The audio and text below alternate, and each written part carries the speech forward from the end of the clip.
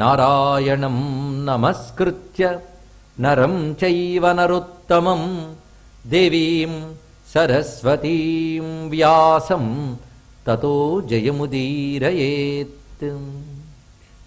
భజే శ్రీచక్రమధ్యస్థాం దక్షిణోత్తరయోః సదా శ్యామావార్తాళి సంసేవ్యాం భవానీం లలితాంబికాం.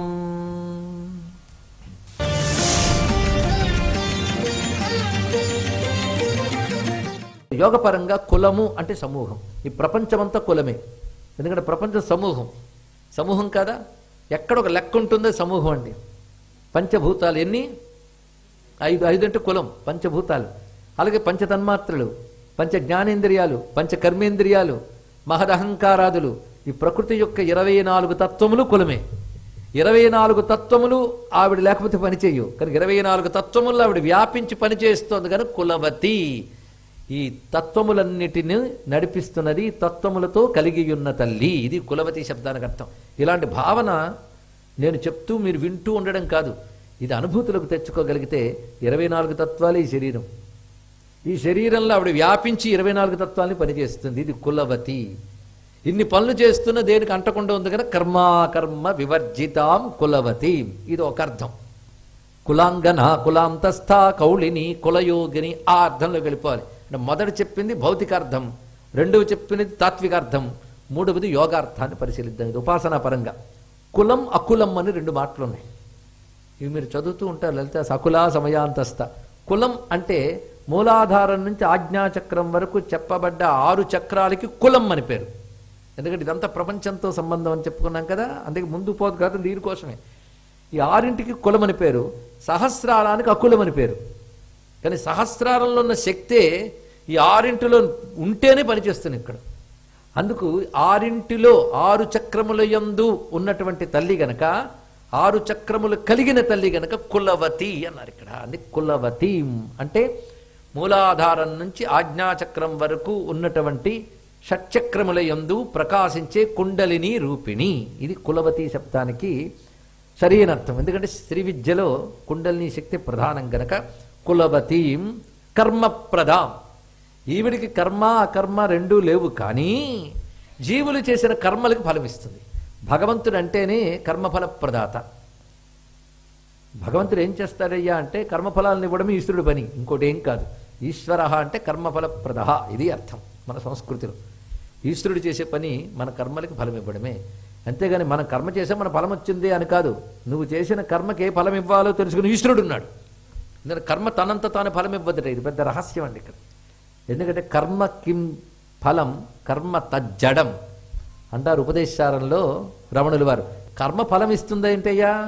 పైగా ఒకప్పుడు ప్రారంభం మరొకప్పుడు పూర్తయిపోయేది జడమే. తెలుసుకుంటే చాలు. కర్మ అనేది ప్రారంభమవుతుంది, పూర్తయిపోతుంది.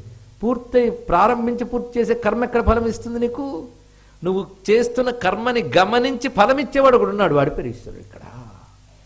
అది ఈశ్వరుడు అనగా కర్మఫల ప్రదాత.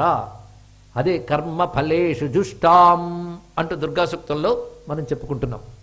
అందుకే కర్మఫల ప్రదాత కనుక కర్మప్రదాం అన్నాడు ఇక్కడ. అయితే మీరేం చెప్పారు? కర్మఫలప్రదం. కానీ ఇక్కడ ఏం రాసింది? కర్మప్రదం. కర్మనిస్తాడట. కర్మనిస్తాడు అంటే కర్మ ఫలమానిస్తాడని అర్థం ఇక్కడ. అంతేకాదు ఏ కర్మ చెయ్యాలో బుద్ధికి ప్రేరణ కూడా ఇచ్చేది కూడా ఆ తల్లే గనక కర్మప్రదాం అనే మాట చూపించాడు. అంటే కర్మకి తగ్గ ప్రేరణ ఇచ్చేది ఆసక్తే, కర్మ ఫలాన్ని ఇచ్చేది కూడా ఆసక్తే. అంతేకాదు కర్మ చేయడానికి తగ్గ శక్తిని కూడా ఇచ్చేది ఆ తల్లి. కనుక భగవంతుడి యొక్క ఉనికి ప్రేరణ, కర్మ, ఫలం 3 ఉంటుందండి. తెలుసుకోవాలి ఇక్కడ. అంతా భగవంతుడి సంకల్పమేనండి అంటూ ఉంటాం లోకంలో. అంతా భగవంతుడే చేయించాడండి. ఏమంటే మీరు మంచి పని చేశారండి అంటే నాదేముందండి, అంతా భగవంతుడి దయ అంటాం. ఏది పైపోయినాయి. వాడు నిజంగా అవునులేండి మీదేం లేదంటే వాడికి మనకి ఎంత కోపం వస్తుందో. కానీ భగవంతుడి దయ అంటే ప్రేరణ దగ్గర నుంచి భగవంతుడి దయని తెలుసుకో. భగవంతుడి దయ ఉంటుంది కానీ మన ప్రయత్నం మనం చేయాలి కదండి అన్నాడు. ప్రయత్నం చేయాలనే ప్రేరణ కూడా భగవంతుడే, ప్రయత్నం చేయడం అనే శక్తి కూడా భగవంతుడే.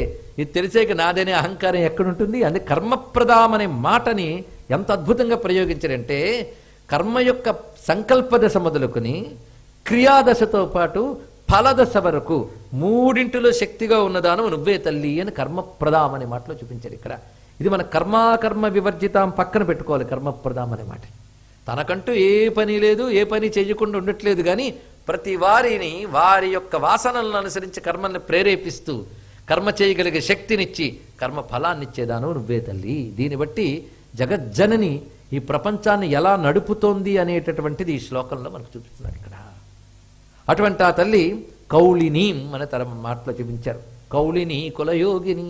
కౌళిని అంటే అర్థం ఏంటంటే కులమార్గము ద్వారా ఉపాసింపబడినది అని అర్థం ఇక్కడ.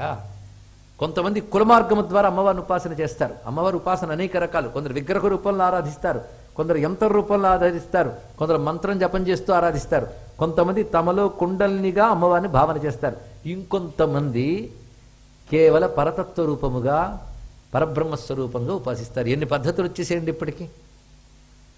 ధాటిగా చెప్పేశాం కానీ వేటికవే భిన్నములు. అంటే వాడి జీవలక్షణాన్ని అనుసరించి ఒక్కొక్కడికి ఒక్కొక్క దాని ఎందుకు ప్రీతి కలుగుతుంది. కొందరికి అమ్మ రూపం గురించి చెప్తూ ఉంటే ఆనందం, మంత్రం గురించి చెప్తే పెద్ద ఆసక్తి ఉండదు, కానీ కొందరికి మంత్రం గురించి చెప్తే పరమాసక్తి, ఇంకొంతమందికి ఆ యంత్ర రూపంలో చెప్తే అదో ఆసక్తి, ఇంకొంతమంది కుండలిని రూపంలో చెప్తే ఆసక్తి, కొందరికి అది చెప్పినప్పుడే నిద్ర వస్తుంది, మరికొంతమందికి పరతత్వ రూపంగా చెప్పినప్పుడు ఆనందం. అది చాలా మందికి బాధాకరం ఉంటుంది. ఎవరో చెప్పారు, ఏమన్నా వేదాంతం చెప్తే డ్రై అండి, ఎంతమంది కూడా ఉండరండి. అది పరతత్వం అండి. అమ్మవారి యొక్క పరతత్వ రూపం నిరాకార నిరాకుల, అది పరతత్వం. ఇందులో అమ్మవారు అన్ని రూపాలతో ఉన్నారు. వారి వారి జీవలక్షణము వారి వారి బుద్ధి పరిణితి అనుసరించి ఒక్కొక్కరు ఒక్కొక్క విధంగా ఉపాసన చేస్తారు. అలాంటి ఉపాసన మార్గాల్లో ఒక మార్గం కౌళ మార్గం. కౌళ మార్గం గురించి అనేక మంది అనేక నిర్వచనాలు చెప్తారు, కానీ ఇక్కడ మనకు ఎంత అవసరం అని తీసుకుంటే కులమార్గము ద్వారా ఉపాసింపబడేది కౌళిని. మూలాధారం నుంచి 6 చక్రముల యందు ఒక్కొక్క చక్రాన్ని భావన చేసి ఆ చక్రంలో ఉన్న దళములు, వాటి యందున్న అక్షరములు, వాటి వర్ణములు, అక్కడ అమ్మవారు ఏ రూపంతో ఉన్నారు, ఈ క్రమమంతా మనకి లలితా శాస్త్రంలో విశుద్ధి చక్రం లేదు యా రక్తవర్ణ త్రిలోచన నుంచి సహస్రారాంబుజ గత అక్కడ చతుర్భక్త మనోహర ఆ చివరికి వచ్చేటప్పటికల్లా మన సహస్రారాంబుజం వచ్చేటప్పుడు సర్వవర్ణోపశోభిత వరకు చెప్పబడేదంతా కౌళం, కులమార్గం. అంటే ఆయా చక్రముల యందు అమ్మవారు ఎలా ఉంటూ మన శరీరంలో ఆ చక్రానికి సంబంధించిన ప్రకృతిని ఎలా నియంత్రిస్తున్నారు. ఉదాహరణకు విశుద్ధి చక్రంలో 16 దళాల పద్మం, అందులో 16 అక్షరాలు ఉంటాయి, అకారం నుంచి అమ్మహ వరకు. ఒక్కొక్క అక్షరం ఒక్కొక్క దేవత. అమృత, ఆకర్షిణి, ఇడ, ఈశాన అనగానే అక్షరంతో మొదలవుతున్నాయి చూసిన ప్రతి ఇవి. ఆ తల్లులు మొత్తం 16 మంది ఉంటారు అక్కడ. దానికో వర్ణం చెప్పారు, అది ఆకాశతత్వ నియంత్రణ. అంటే మన శరీరంలో ఆకాశతత్వం కంట్రోల్ చేస్తుంది, అలాగే వాయుతత్వాన్ని కంట్రోల్ చేస్తుంది అనాహతం. దీన్ని బట్టి ఆ చక్రముల యందు ధ్యానం చేయడం వల్ల మన శరీరంలో ఆ పంచభూత ప్రకృతుల్లో ఏ భూతం ఉందో అది మన స్వాధీనం అవుతుంది. యోగి క్రమంగా పంచభూతాలను అధిగమిస్తాడు. అంతేకాదు ఆ ధ్యానం వల్ల మన శరీరంలో ఆ పంచభూత ప్రకృతి శాంతించి ఆరోగ్యం కూడా బాగుంటుంది. అందుకే ఆయా చక్రముల యందు అమ్మవారిని ధ్యానించే పద్ధతి ఏదైతే ఉందో దాన్ని కౌళిని అంటారు. ఇక్కడ ఆ మార్గము ద్వారా ఉపాసింపబడుతోంది కనుక కౌళిని. ఇదే మనకి కౌళిని కులయోగిని అనే మాటలు చూపించారు ఇక్కడ. కౌళ మార్గంతో కొంతమంది ఆరాధన చేస్తారు, కొంతమంది ఇటు మంత్రము చేస్తారు, ఇటు కౌలము చేస్తారు, మరొక వైపు యంత్రారాధన చేస్తారు, రూపభావన చేస్తారు, తత్వభావన చేస్తారు. వీళ్ళు పరిపూర్ణ ఉపాసకులండి. కొంతమంది దానితోనే చాలు మాకు అనుకుంటారు, ఏదో ఒకటి చేస్తున్నారు కనుక వాళ్ళని నిరుత్సాహపరచకూడదు. ఇదే వాళ్ళని తర్వాత పై స్థితికి తీసుకువెడుతుంది. కనుక ఇందులో ఏది చేసినా గొప్పదే. కొంతమందికి ఏం చేస్తా అమ్మవారు రూపవర్ణన చెప్తే కలిగిన ఆనందం తత్వం గురించి చెప్తే కలగదు కొంతమందికి, అది వాళ్ళ జీవలక్షణం. కొంతమందికి రూపం పట్టదు, తత్వమే పడుతుంది. ఇలా రకరకాల వాళ్ళు ఉంటారు కనుకనే రకరకాల పద్ధతులు హైందవ ధర్మం ఏర్పరిచింది. అందుకని ఒకే పద్ధతి, పిండికి పిడికి ఒకటే మంత్రం అన్నప్పుడు చావుకి పెళ్లికి ఒకటే పుస్తకం అన్నట్టు కొంతమందికి ఉంటాయి. అలా కాదు, మనకి రకరకాల మార్గాలు ఎందుకు చెప్పారంటే రకరకాల జీవులు రకరకాల పద్ధతులు ఉంటాయి వాళ్ళ వాళ్ళ మనఃప్రవృత్తులను అనుసరించి. అందుకే కౌళిని అని ఒక మార్గం అండి. ఇందులో విశేషం ఏంటంటే ఈ స్తోత్రంలో మాత్రం అన్ని మార్గాలు ప్రస్తావన చేశారు శంకరానందుల వారు. ఏ మార్గాన్ని తక్కువ చేయలేదు. అది కూడా అంటే కౌళిని కారుణ్యాంబుది సర్వకామ నిరతాం సింధు ప్రియోల్లాసిని. ఆవిడ కారుణ్యాంబుది అంటే కరుణకి సముద్రం వంటిది అన్నారు. సముద్రం ఎక్కడ చెప్తారంటే అనంతం అనే అర్థంలో చెప్పబడుతుంది. అమ్మవారు అనంత కరుణాస్వరూపిణి. సర్వకామ నిరతాం అన్ని కోరికల యందు ఆసక్తి కలిగినది అన్నాడు. ఇదేమిటండి విశేషం? అసలు ఏ కోరిక లేదు కదా అంటే ప్రతి వారిలో ఇది అనుభవించాలని ఒక ఆసక్తి ఉంటుంది. ఆ ఆసక్తికి అమ్మవారి ప్రేరణ వల్లే కలుగుతుంది, వాడి కర్మలను అనుసరించి. పైగా చిత్రం ఏంటంటే అనుభవించేది ఎవరు? ఇది ఆలోచించమన్నాడు. ఒకటి మనం ఆహా బాగుందండి అంటున్న అనుభవించేది ఎవరు? ఇది ఆలోచించమంటున్నాడు ఇక్కడ. ఫలానాది నాకు రుచిగా ఉంది అన్నావు, తిని అబ్బా ఎంత బాగుందండి అంటే అక్కడ రుచి రూప గ్రంథి పనిచేస్తే కదా అది రుచించింది. ఫలానా దృశ్యం అంత బాగుంది అంటే చూడగలిగే శక్తి ఉంటేనే కదా అది నీకు ఆనందం కలిగించింది. కనుక దాన్ని ఆనందాన్ని అనుభవించగలిగే శక్తి నీలో ఉండద్దు. ఒక రుచిని గ్రహించగలిగే శక్తి నాలుకకు ఉండాలి, అరిగించుకునే శక్తి జఠరాగ్నికి ఉండాలి. అప్పుడు నీకు తృప్తి అనేది కలుగుతుంది. కనుక ఆ తృప్తి అనేది కలిగించే శక్తి ఏది? ఇది ఆలోచించమంటున్నాడు ఇక్కడ. అది ఆలోచిస్తే ఎంత ఆనందం కలుగుతుందో మనకి. బయట రుచికరమైన పదార్థం అమ్మవారు ఇచ్చినది అని ఎంత భావిస్తావో అది తిని రుచిని గ్రహించగలిగే నాలికి కూడా అమ్మిచ్చిందని తెలుసుకో ఇక్కడ. అది అర్థం తెలుసుకుంటే బ్రహ్మార్పణం, బ్రహ్మహవి, బ్రహ్మాగ్నం, బ్రహ్మణాహుతం అంతా బ్రహ్మమే. ఈ స్థితి వెళుతుంది. అందుకే ఆ తల్లే సర్వకామ నిరతం, అన్ని కోరికల యందు ఆసక్తిగా అనుభవ రూపంగా ఉన్నది అని అర్థం. అంతేకాదు ఇంకొక అర్థంలో సర్వకామ నిరతం అంటే అన్ని కోరికలను తీర్చేటటువంటి అనుగ్రహ దృష్టితో ఉంటుంది. నువ్వేం కోరతావో చెప్పురానైనా నేను తీరుస్తానంటుంది అమ్మవారు. అడగడం మనదాలస్యం, ఆవిడ ఇవ్వడానికి ఎప్పుడు సిద్ధంగా ఉంటుంది. ప్రహ్లాదుని అడగలేదు నరసింహస్వామి, ఏదైనా కోరుకో అన్నట్ట. ఎందుకు సార్ మొహమాట పడతావు, వద్దులే అన్నట్టు. అక్కడ నా అంతటి వాడు కనబడితే బోల్డ్ అంతమంది కోరికలు కోరుకుంటారు, నువ్వు ఇలా అనడం నాకు బాగోలేదు అన్నట్టు. ఇక్కడ ఏదో ఒకటి కోరుకున్నాడు. అప్పుడు అర్థమైంది ప్రహ్లాదుడికి, కోరికలు తీర్చే కల్పవృక్షం ఎదురుగా ఉన్నప్పుడు కోరుకోకపోతే బాగోదు అని అర్థమైంది ఇక్కడ. అది అమ్మవారు అన్నీ తీర్చుతారండి, ఆవిడ ఇవ్వలేనిది ఏదీ లేదు. అందుకే సర్వకామ నిరతం. పైగా మనం కామరాజు కూట ధ్యానం చేస్తున్నాం. అని ఏ అభీష్టాన్ని అమ్మవారు నెరవేర్చగలరు. ఆ అభీష్టం నెరవేర్చుకునేటట్టు ఉపాసించాడు, ఒక్కటే నిత్యాడ చేయగలిగితే మాత్రం సర్వాభీష్టప్రదాయిని. అందుకే అనేక మంది అమ్మవారి ఉపాసన మార్గముల యందు వాళ్ళ యొక్క ప్రారంధాలను కూడా జయించి అనుభవించిన వాళ్ళు ఉన్నారండి. ఒక మహాత్ముడు ఉన్నాడు, ఎంత దారిద్ర్యంలో ఉన్నాడో, అమ్మవారంటే మహాభక్తి. నైవేద్యం పెట్టడానికి కూడా సంపద లేదు ఆయనకి. ఒకప్పటి పాపం దరిద్రాన్ని ఇచ్చింది, ఒకప్పటి పుణ్యం అమ్మవారిని ఉపాసించే యోగం ఇచ్చింది. తెలుసుకోండి ఇక్కడ. అయితే ఆయన మహాభక్తుడు, నైవేద్యం పెట్టుకుంటే ఏం తినడు. ఆఖరికి ఆహారం ఇంట్లో లేకపోవడం వల్ల జలమే నివేదన చేసి తాగెట్ట మహానుభావుడు. అప్పుడు నీరసం వచ్చి కాస్త పడుకున్నాడు ఆయన. ఆవిడకి సాక్షాత్కరించింది, నాయన ఇంకా నీకు 7 జన్మల దరిద్రం ఉందయ్యో మహానుభావ అన్నది ఇక్కడ. ఇలాంటిది ఇంక 7 జన్మలు అనుభవించాలి అంటే సరేనమ్మా నీ ఇష్టం అన్నాడు. తత్వజ్ఞాని కదా, బాధ లేదు. ఒక్కసారి నీ జోలి పట్టుందిటండి ఇక్కడ. జోలి పట్టగానే ఆవిడ 7 పిడికిళ్ళు వేసింది. అందులేదో నీ 7 జన్మల దరిద్రం నేను తీసేశాను, ఇంక నీకు పర్వాలేదండి ఇక్కడ. అప్పటికప్పుడు ఒక మహానుభావులు ఇంటి తలుపు తట్టి, స్వామి మిమ్మల్ని పెద్దవారు పిలిచారు ఫలానా రోజు, ఒక నెల రోజులు మీరు వచ్చి ఏదైనా మంచి విషయాలు మీకు చెప్పాలి, అందుకు గాను కొన్ని నెలలకు సరిపడే గ్రాసం పంపారా అని. గ్రాసం ఇంటికి వచ్చిందండి. అక్కడ నుంచి ఆ ఇంట్లో కొదవలేదు ఆహారానికి. అంటే అమ్మవారి ఆరాధన వల్ల 7 జన్మల దరిద్రం పోయించారు ఇక్కడ. అంటే అటువంటి దయ అమ్మవారిది. అందుకే భగవంతుడిని ఆశ్రయించిన తర్వాత ఏం చేస్తాం, ప్రారంభం అనుభవించక తప్పదు అనకూడదుట. ఆ తల్లి తొలగించగలదు, కానీ అది ఎంత అవసరమో అంత చేస్తుంది ఆ తల్లి ఇక్కడ. అందుకే సర్వకామ నిరతాం అనే మాట. ఇప్పుడు నేను చెప్పిన కథ తాడేపల్లి రాఘవనారాయణ శాస్త్రి గారి జీవితంలో తన అనుభవంలో రాసుకున్నారు. అలా అనుగ్రహించి ఆ మాటకు వస్తే కాళిదాసుకి ఏం చేసింది, అమ్మా నేను మూర్ఖుణ్ణి తెలియలేదన్నాడు, నీకు 7 జన్మల మూర్ఖత్వం ఉందిరా నాయన అన్నది ఇక్కడ. అవునా తల్లి అంటే కొట్టింది ఇక్కడ 7 దెబ్బలు కొట్టిందిట. 7 దెబ్బల్లో 7 జన్మల క్షణాల్లో ఖర్చు చేయించింది ఆ తల్లి. ఆవిడికి సాధ్యం అవుతుంది ఇక్కడ. ఎందుకంటే కర్మ ఫలం ఇవ్వడమే ఆవిడ పని.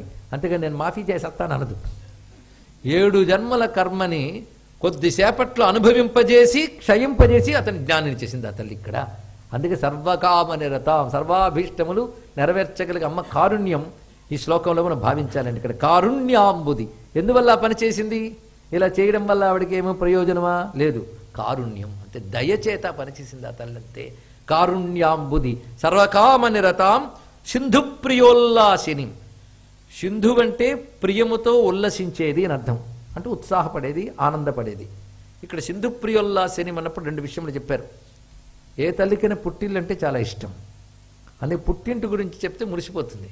అమ్మవారి పుట్టిల్లు సముద్రం, అంటే మహాలక్ష్మి సాగరం నుంచి ఉద్భవించింది. అందుకే ఆ సాగరం అంటే ప్రీతి కలిగినది అంటే మహాలక్ష్మి పరంగా అర్థం చెప్పుకోవచ్చు. అంతేకాదు ఇందులో మరొక అర్థం ఉన్నదండి. ఆవిడ అమృత సాగర మధ్యంలో ఉంది కదా, ఆ అమృత సాగర మధ్యంలో ఉన్న మణిద్వీపం ఆవిడకి చాలా ప్రీతి. అమృత సాగరం అంటే చెప్పుకున్నాం, అఖండమైన ఆనందమే అమృత సాగరం. ఆ ఆనందము ఆ అమృత సాగరము ఆనందము అది నిరంతరం ప్రీతిగా అనుభవిస్తూ ఉన్న తల్లి గనక సిద్ధు ప్రియోల్లాసిని అంటే అపారమైన ఆనంద భావాన్ని నిరంతరం అనుభవింపజేసే తల్లి, అనుభవించే తల్లి కూడా. అందుకే సిద్ధు ప్రియోల్లాసిని అన్నప్పుడు రెండు భావాలు, ఒకవైపు క్షీరసాగరం, మరొక వైపు అమృత సాగరం, రెండు తలంచుకోవచ్చు. పంచబ్రహ్మ సనాతనాసనగతాం, చాలా అందమైన పదాలండి. నేను ఎలాగైతే సారాసార విచార చారు చతురాం వినడానికి అంత బాగుందో ఆలోచిస్తే ఇంకా బాగుంటుంది. అలాగే ఇక్కడ పంచబ్రహ్మ సనాతనాసనగతాం, పంచబ్రహ్మలు అనబడే ఒక సనాతనమైన ఆసనం మీద కూర్చుందిట. అమ్మ ఎప్పుడు అదే చీర మార్చకూడదా అనకూడదు, అది ఎప్పుడు అదే చీర ఆవిడికి. ఆవిడ కూర్చున్న సింహాసనం ఎప్పటికి అదే ఆసనం. అదే సనాతనాసనం అన్న మాటలో గొప్పతనం. సనాతనం అంటే శాశ్వతం, ఎప్పుడూ ఉండే ఆసనమే ఆవిడికి. ఏమిటది? పంచబ్రహ్మాసనం. పంచబ్రహ్మాసనం ఇవాళ మీరు ధ్యానిస్తున్నారు కనుక అమ్మవాళ్ళకి ఇవాళే తయారైంది అనడానికి లేదు, అది సనాతనం నుంచి ఉంది ఆసనం. అంటే ఈ పంచతత్వముల ప్రపంచము నిత్యము ఉన్నది. ఆ నిత్యమైన పంచతత్వాలను అధిష్ఠించి నడిపిస్తోంది గనక పంచబ్రహ్మ సనాతన ఆసనగతం, సనాతనమైన పంచబ్రహ్మాసనంపై ఉన్నటువంటి తల్లి. అంటే ఎప్పుడూ ఆసనంపైనే శోభిల్లుతున్న తల్లి, ఎప్పుడూ ఉండే ఆసనం కనుక పంచబ్రహ్మాసనం. రెండు రకాలు, ఎప్పుడూ ఉంటుంది దానిపైనే, ఆసనం కూడా ఎప్పుడు ఉంటుంది. అంటే పంచబ్రహ్మ సనాతనాసనగతాం గేయాం సుయోగాన్వితాం. గేయాం, గేయ చక్రరథారూఢాం అని అంటున్నాం. గేయం అంటే పాడదగినది అని అర్థం. ఇక్కడ ఆవిడ పాడదగినది. అసలు ఎవరి గురించి పాడాలండి? ఎవరి గురించి పాడాలంటే ఎవడ అవసరం ఉంటే వాడి గురించి పాడాలండి అంట. అది కాదు, ఎవరి గురించి పాడాలో వారి గురించే పాడాలి. అంటే పాడదగిన గుణాలన్నీ వాళ్ళ దగ్గర ఉండాలి. ఎవరిని పొగడాలంటే పొగడదగిన గుణాలు ఎవరి దగ్గర ఉన్నాయో వాళ్ళని పొగడాలి. అందుకని ఎవరు అవసరం ఉంటే వాళ్ళని పొగడడం కాదు, పొగడదగిన లక్షణాలు ఉండాలండి అక్కడ. అమ్మవారు గేయ అంటే చక్కగా పాడదగిన సులక్షణములన్నీ కలిగినది. అందుకే ఆ తల్లి నిరంతరం గానయోగ్యమైనటువంటి స్వరూపం. అంటే ఎవరి గురించి గానం చేయాలంటే ఆ తల్లి గురించే. అది రామా నీ మాటే మాట, రామా నీ పాటే పాట అంటాడు త్యాగయ్య. ఎవరి గురించి పాట అంటే ఆయన గురించి పాడితేనే పాట, మిగిలివన్నీ పనికివాళ్ళవే. అందుకే వ్రాసిన రామచంద్ర కథ వ్రాసితే వంచనిపించుకో అని విశ్వనాథ వారు అనడానికి కారణం అదే. అది ఎవరి గురించి గానం చేయాలి అంటే వేదములన్నీ ఎవరి గురించి గానం చేస్తున్నాయో సర్వే వేదాహ యత్పదమామనంతి, ఇది ఉపనిషత్తు చెప్తున్నది. సర్వవేదములు ఏ పరమపదం గురించి చెప్తున్నాయో ఆ పరమపదమే శ్రోతవ్య, మంతవ్య, నిధిధ్యాసితవ్య అని ఉపనిషత్తు చెప్తున్నది. దాని గురించే వినాలి, దాని గురించే అనాలి, దాని గురించే పాడాలి.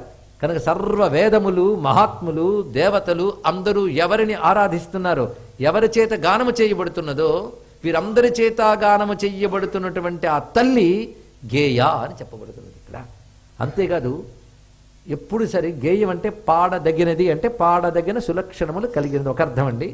పాడదగినది అంటే సంగీతం, సంగీతానికి గేయం అని పేరు. ఒక పాట మనం పాడామంటే పాటకి గేయం అని పేరు, అంటే పాడడానికి తగినది పాట. అలాంటి సంగీత రూపముగా ఉన్నది అని అర్థం కూడా. అమ్మవారు సంగీత రూపిణి. ఇది సంగీత మాతృక అనబడేటటువంటి శ్యామలాదేవి ధ్యానం మనకి ఇక్కడ కనబడుతున్నది. ఎందుకంటే సంగీతం భగవత్ స్వరూపమనే భారతీయ సంస్కృతి భావిస్తాం. అందుకే సంగీతంతో మోక్షం పొందవచ్చు అని రుజువు చేశారు ఎవరు? త్యాగరాజాదులందరూ. ఆ సంగీత అమ్మవారి రూపం. సంగీతానికి గేయం అని పేరు. గేయం అంటే పాడదగిన సంగీతం, సంగీత అమ్మవారి రూపం అండి. అందుకే తల్లికి సంగీత మాతృకాం వందే అనో మాట ఉన్నది. సరిగమ పద నిరతాం తాం వీణా సంక్రాంత కాంత హస్తాం తాం శాంతాం మృదుల స్వాంతాంకుచ భరతాం తాం నమామి శివకాంతాం అని వర్ణించారు ఇక్కడ. ఆ సంగీత యోగిని ఎలా ఉంటున్నది అంటే దయమాన దీర్ఘనయనాం దేశిక రూపేణ దర్శితాభ్యుదయాం వామకుచ నిహిత వీణాం వరదాం సంగీత మాతృకాం వందే అని చెప్పారు ఇక్కడ. ఆవిడ దయమాన దీర్ఘనయనాం, దయ కురిపించే విశాలమైన నేత్రాలతో ఉందిట సంగీత మాతృక. అంతేకాదు దేశిక రూపేణ గురుస్వరూపిణి అన్నారు ఇక్కడ. అందుకే జ్ఞానరూపిణైనటువంటి ఆ తల్లి వీణ పట్టుకున్నది. అది ఆ వామ కుచమ్మించున్న వీణని మీటుతోంది. ఆ మీటుతున్నప్పుడు ఎంత ఆనందంగా మీటుతోందంటే నఖముఖ ముఖరిత వీణానాద రసాస్వాద నవనవోల్లాస ముఖమంబమోదయతు మా ముక్త తాటంక ముగ్ధ హసితం తే అంటాడు కాళిదాస మహాకవి. ఆ వీణ మీటుతున్నప్పుడు ఆ వేణి కొనలతో మీటుతూ చిరునవ్వు నవ్వుతోందిట. అది ఎక్స్ప్రెషన్ అండి. అందుకే వీణ మీటుతూ కోపంగా మూతి బిగిసి కాకుండా నవ్వుతూ వీణ మీటుతుంది. అంటే తన సంగీతాన్ని తాను ఆస్వాదించాలి. అంటే అందరూ విన్నారా చప్పట్లు కొట్టారా అని కాదు. తాను ముందు ఆస్వాదించాలి కదా. అందుకే ఆవిడ వేణుగాన రసికాని కృష్ణుడు అన్నట్టు వీణాగాన రసిక ఆవిడ. ఆ వీణ గానం చేస్తూ అందరి మూర్ఛనలకు సంతోషిస్తూ చిరునవ్వు నవ్వుతుందట. ఆ చిరునవ్వు నవ్వు తెల్లగా పెదాల మీద నవ్వు అందంగా ప్రకాశిస్తుంది. ఎంత అందంగా అంటే ఆ రెండు చెవులకి ముత్యాల తాటంకాలు ఉన్నాయి. ఆ ముత్యాల తాటంకాలు మిలమిల్లాడుతున్నాయి. ఆ ముత్యాల తాటంకాలు మిలమిల్లాడుతుంటే ఆ రెండు తాటంకాల మధ్యలో ఆ పెదవిపై ఉన్న చిరునవ్వు తెలుపు వాటికంటే అందంగా ఉందమ్మా. అటువంటి నీ ముఖము నా హృదయంలో ప్రకాశించుగాక అన్నాడు ఇక్కడ. అదండి గేయ అంటే. అందుకు సంగీత రూపం ఆ తల్లి. సరిగమ పద నిర తాం తాం పద నిరతాం తాం. ఆ సరిగమ పదని అనే స్వరములు అమ్మవారి యొక్క రూపములు. ఆ స్వరములతో కూర్చోబడిన సంగీతం అమ్మవారి యొక్క రూపము. కనుక సంగీతము ద్వారా కీర్తించబడేది అని మాత్రమే కాకుండా సంగీతమే అమ్మవారు. ఇది భావం తెలుసుకోవాలి ఇక్కడ. అందుకే అమ్మవారిని సంగీత మాతృక, ఈ మాట చాలా విశేషం. సంగీత మాతృక, సంగీత యోగిని, గేయ రూపిణి. ఇదే గేయ చక్రధారూఢ అనే మాటలు మనకు కనబడుతుంది ఇక్కడ. అందుకే గేయాం అనే మాటలో వేదముల చేత ఋషుల చేత గానము చేయబడినది. అంతేకాదు సామగానం అని మనం వింటాం.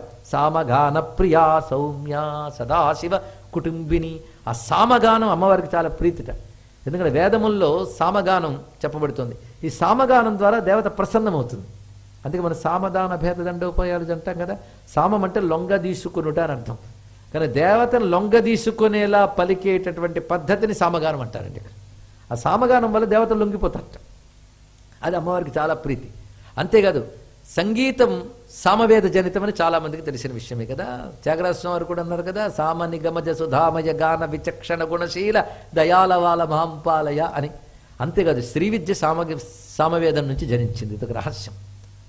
ఈ మాట మౌఖికం అంటాడు. ప్రేమవతి కంపాయాం స్థేమవతి యతి మనస్సు భూమవతి సామవతి సత్యగిరాం సోమవతి శిరసిభాతి హైమవతి అని వర్ణిస్తాడు ఇక్కడ. కనుక సామవేదంలో ఛాందోగ్యోపనిషత్తు అందులోను, అదేవిధంగా కేనోపనిషత్తులోను అమ్మతత్వం చెప్పబడుతున్నది. ఇది రహస్యం. అందుకే గేయ అన్నప్పుడు ఎంత రమ్యమైన భావం ఉంది. గేయాం సుయోగాన్వితాం, గొప్ప యోగముతో కూడినది. అంటే యోగ విద్య ద్వారా తెలియబడుతున్నది. యోగ రూపిణిగా ఉన్నటువంటిది ఆ తల్లి. ఈ శ్లోకం ఈ విధంగా కకారంతో మొదలవుతూ అమ్మవారి యొక్క పరతత్వాన్ని కూడా ప్రతిపాదన చేస్తుంది.